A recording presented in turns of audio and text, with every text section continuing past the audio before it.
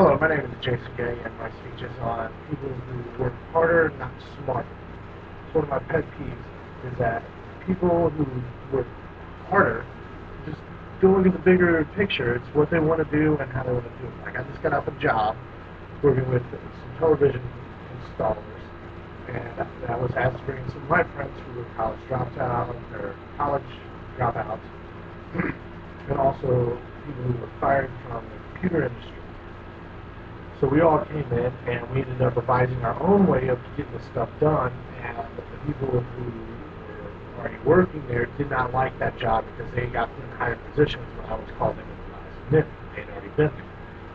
So the fact of the matter was that we were butting heads. They had a protocol, a way they wanted to do stuff, and we butted heads even though we did double the work that it took them to do with my team.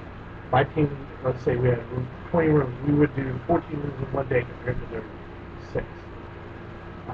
It ended up butting heads, people got fired, and it was, I just don't see the point. I mean, if we're knocking out 17 rooms with our, 16 rooms with our procedures, and you're only doing 4 a day, well, what's the problem? I mean, I'm getting the job done quicker than you.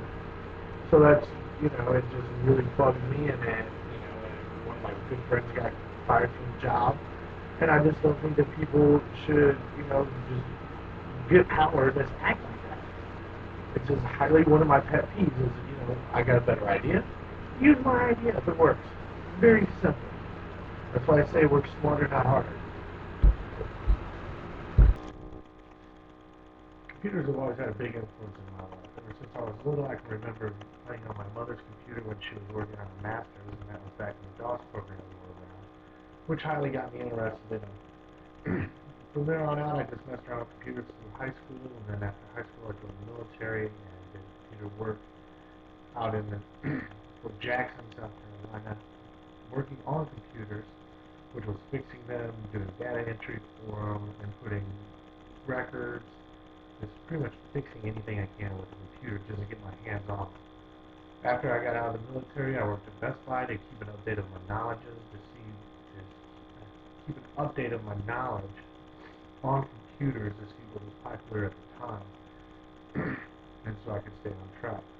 Worked at Best Buy for a couple of years. I ended up back down here in Florida, still working at Best Buy. Then I worked for IBM. Then I moved on to working at Verizon, working on their computer systems. And then after that, a couple of years down the road, I opened up my own eBay business, in which my eBay business was dealing with computers and the sale of computers. Then after that, I went ahead and I worked on building my own computers, which I do still sell on eBay.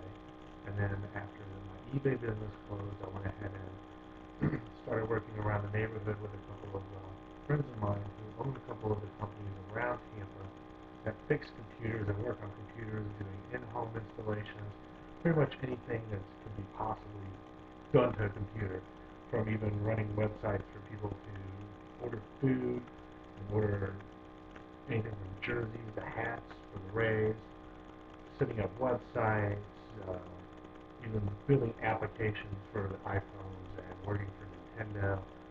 They all got together and opened up their own shops here around town, and I've worked with them.